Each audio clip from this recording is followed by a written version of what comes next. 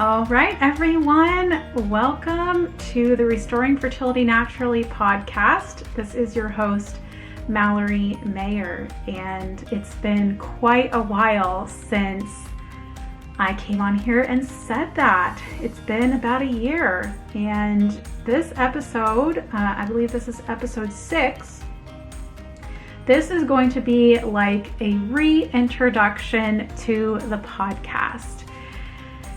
Oh, so much has happened this past year, and I'll talk about it in a little bit about what all happened, but I can't believe that it's been that long. So it feels like episode number 1 all over again. So I'm back. So let's just jump into where I've been and what things will be like going forward. So if you're listening, you've most likely listened to other episodes in this podcast, or you know me from social media. Just a little history on the podcast, though, if perhaps this is the very first episode that you are listening to, you just found it. I began the Restoring Fertility Naturally podcast in April of 2019. So I am recording this at the very end of May 2020. So like I said, it's been about a year. At the time that I started the podcast, we had been struggling with infertility for almost 2 years. I had just had surgery with my naprotechnology doctor, which I guess I hadn't talked about that yet on the podcast. But if you follow my blog, you'll have seen the post about my surgery. So I'd had surgery to see if I had endometriosis and anything else that might have been causing our infertility. And so I had just had this surgery. I had gotten a couple diagnoses, and I wanted to, in the wait, I wanted to use my time wisely, ministering to others going through the same journey. And so that's why I started Restoring Fertility Naturally. That was one thing that I decided to do in order to use my time of hopefully having a baby to help others going through this journey as well. But spoiler alert, I do intend to release part 3 of our infertility story. So parts 1 and 2 have already been out, so you can go back. I forget which episodes those are, but you can go back and find parts 1 and 2 of our infertility journey. And I was totally planning on doing part 3. So that will be coming probably in the next episode after this one. But ironically, so this is where the spoiler is, ironically, the same week that I announced the podcast, I actually found out that I was pregnant.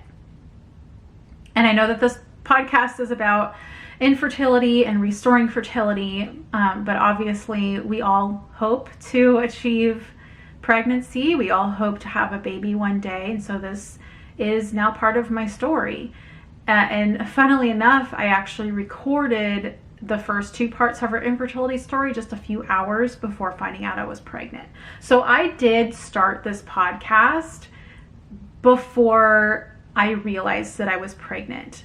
And I kind of look back and I'm just like, what was the purpose of announcing this podcast and also doing my blog project, The Warriors in the Wait, where I help other people tell their infertility stories and their stories of using restorative reproductive medicine.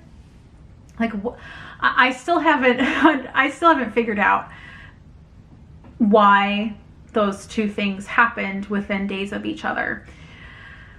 So obviously, I dropped the ball on the podcast during this past year. I mean, I started the podcast, or I announced the podcast, and then I found out I was pregnant, and a few weeks later, I was in the throes of morning sickness. And so I dropped the ball, and I never picked it back up, right? I mean, just so many things were going on. And if I'm being completely honest, I was overwhelmed with life at that point, as you could imagine. We were, if you're new, you don't really know me very much, we were living in Germany at the time with the Army, and we had less than a year left there. And so we had like a bunch of traveling coming up. I was pregnant, morning sickness. Then we had to start getting ready to move back to the United States later in 2019. I also had my YouTube channel, my blog, just everything, that goes into life. Also, if I'm being honest, I was a little scared. And I think this is the biggest reason why I haven't picked it back up again. And it might seem a little weird, so let me just explain a little bit. Why would I be scared of doing a podcast about a topic that I am so passionate about, and still I'm still passionate about it even though I now have a baby. But I let fear kind of drive me, because the area of fertility and restorative reproductive medicine, it does sometimes deal with heavy ethical issues. And a lot of the time, if not most of the time, the reason people turn to this way of treating infertility is because they have moral and ethical issues with the other way, with artificial reproductive technology. And so, there's all these topics that you can talk about that, they're heavy hitting topics, right? And I was letting fear take over. I was fearful that I would mess up, or that I would say the wrong thing, and I was, I'm very, concerned about putting out good information, right? But I was afraid that somehow I would screw it up. And then also, as more time went on, I was a little embarrassed that I had dropped the ball, and that's I still have a little bit of that reticence now, just feeling a little embarrassed, like, oh, I was so excited about this project and then I dropped it after a few episodes. So ultimately, I was like, I don't want this responsibility. Somebody else needs to do it. I'm not the one to do it. I ran from it. And that kind of brings me to where we are now. Okay. So that's where we've been. That's the past year. So I was pregnant. I've given birth to a healthy baby boy.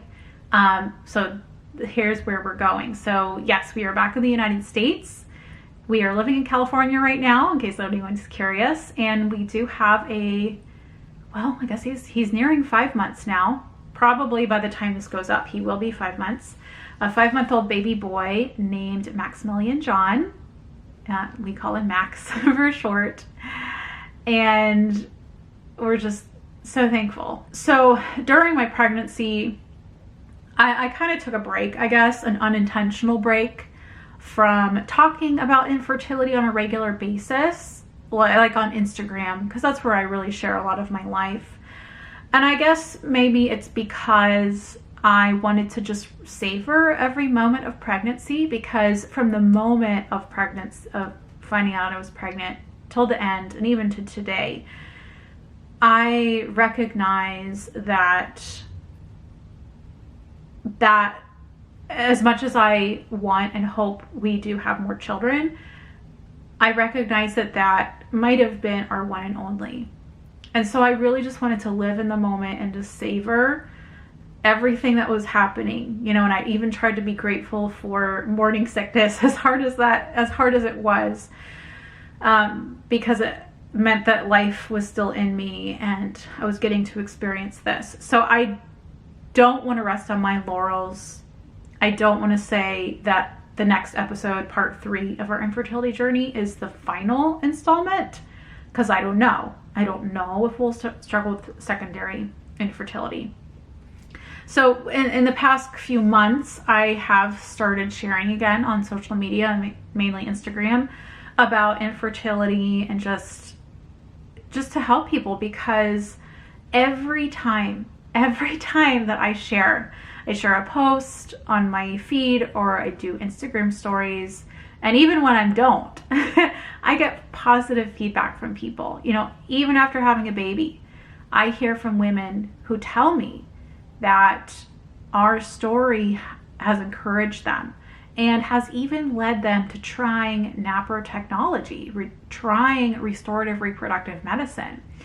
And I just want to give you guys a couple of quotes that I got from 2 different women on the same day this past week.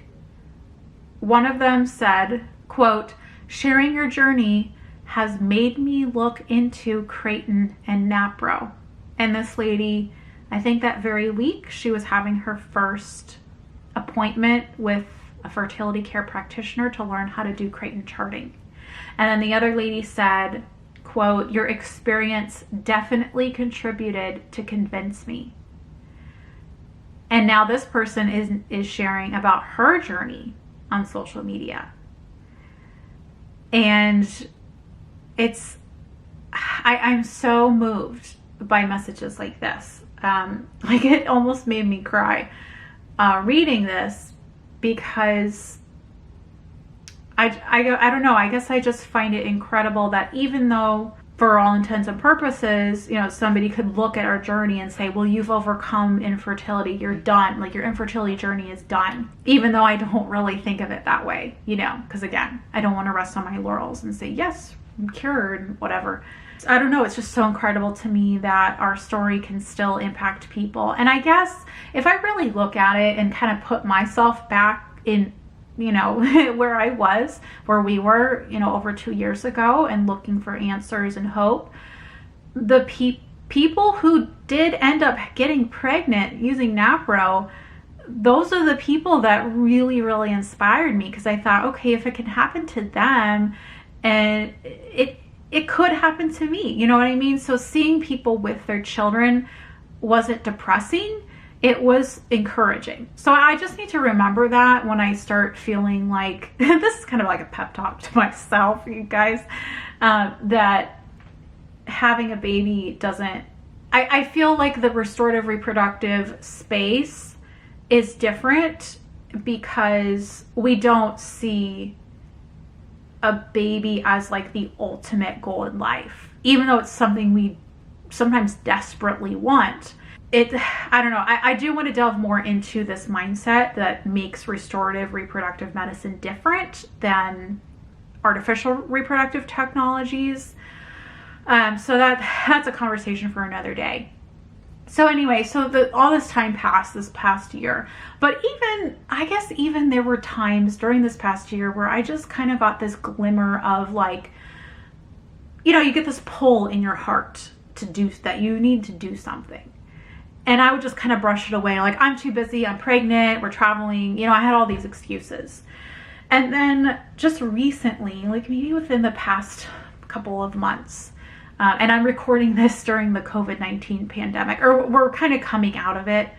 Here in California, we're still in shelter in place for the most part, but most people around the country are starting to come out of it. But kind of during the heat of the pandemic, I started feeling that pull again on my heart, like that call.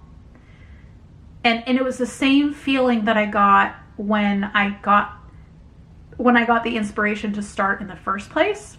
I remember exactly where I was when I got the inspiration. I was in Texas. I think I'd already had my surgery.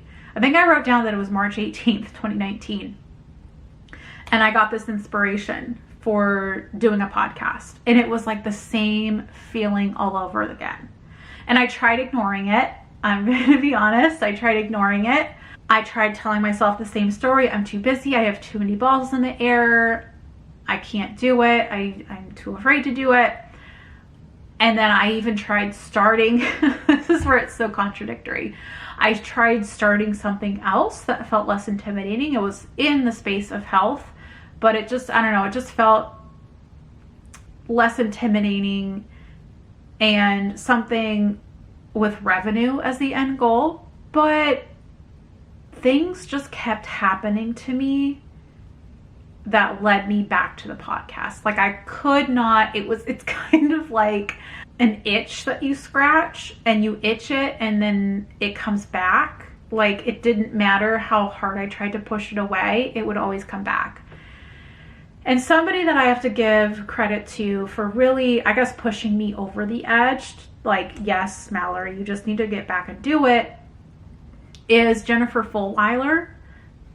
Some of you may know her and some of you may not. I follow her. You go look her up on Instagram, Jennifer Fulwiler. I'll put her in the show notes so you can find her. She is a stand-up comedian, author. She is a Catholic mom. She has 6 children. And she just recently released a book called Your Blue Flame. And basically, you should go read the book and buy and read her book because it's amazing. It's a really great read and it's really funny too. Basically, your blue flame is something, just kind of putting it to my own words, is something that basically you're called to do, that you know you need to do, and that will benefit others. And I read her book, and it's all about helping you to find your own blue flame. And after reading that book, I was like, okay, I know beyond a shadow of a doubt that my blue flame is helping other people through their infertility journey, specifically in the space of restorative reproductive medicine. So thank you so much, Jennifer Fulwiler. I don't know if you will listen to this podcast. I just want her to know that she played a role in nudging me to restart this podcast. So thank you so much for your work.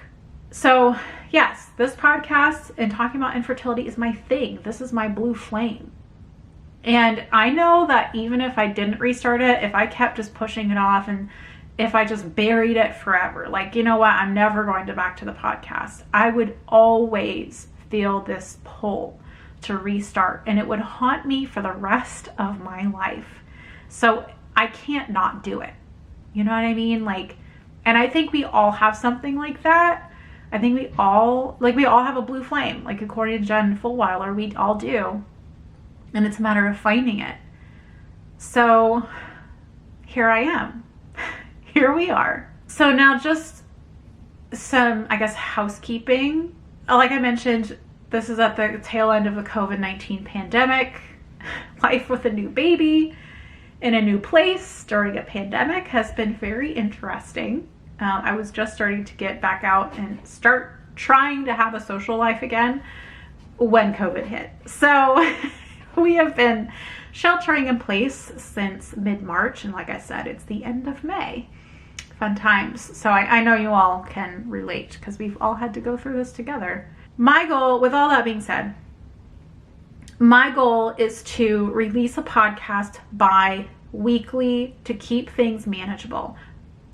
Before, when I originally started the podcast, I was like, yes, we're going to pump out an episode every single week. And that's a really great goal, and a lot of people do that. But I think I need to give myself some space and not try to be a perfectionist like I tend to be. Eventually, maybe I will go weekly, but right now, my goal is every other week. And the next episode will be part 3 of our infertility story. And then just, I don't know if you guys are interested or not, but I guess I just want to explain myself. My plan at this point, this episode, I'm recording this end of May. This episode possibly will go up really soon after I record it, just to kind of give you guys a heads up that, hey, the podcast is going to be starting again. I don't have a firm date on when things are going to be like consistent every other week, but I am planning on batch recording a bunch of episodes so that I can get ahead. And then that way I build a buffer in for myself and I don't get overwhelmed. Okay, so then I can say, okay, I have like 5 episodes, 10 episodes, however many I end up recording, batching. Then I have that much content to last that long, and then I can, I can work at a more manageable pace so that I always know that I have content to put out. And if, let's say, we're traveling, once we can travel again, or something happens, the baby gets sick, I get sick, whatever, then I can be assured that you guys can expect an episode every other week. Okay, so I'm putting this out there so to hold myself accountable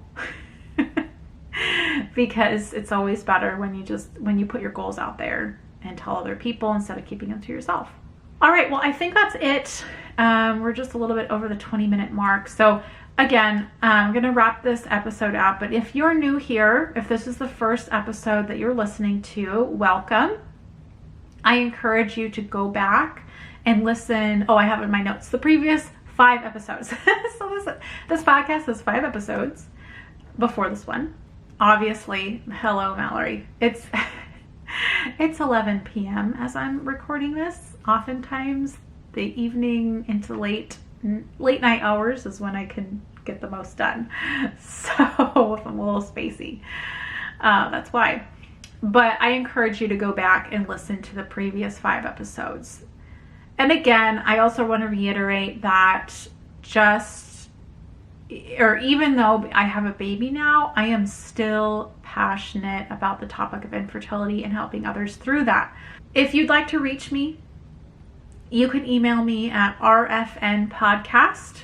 So that's Restoring Fertility Naturally, the acronym, rfnpodcast@gmail.com.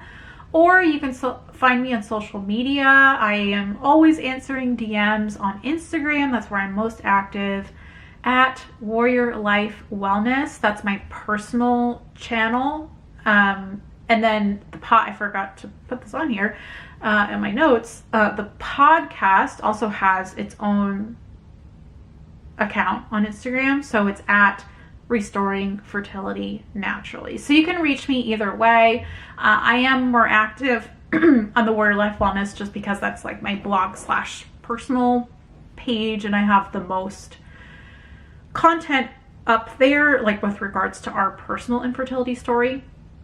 I also have a blog named Warrior Life Wellness, so warriorlifewellness.com, and a YouTube channel. I have started putting some infertility content on there as well.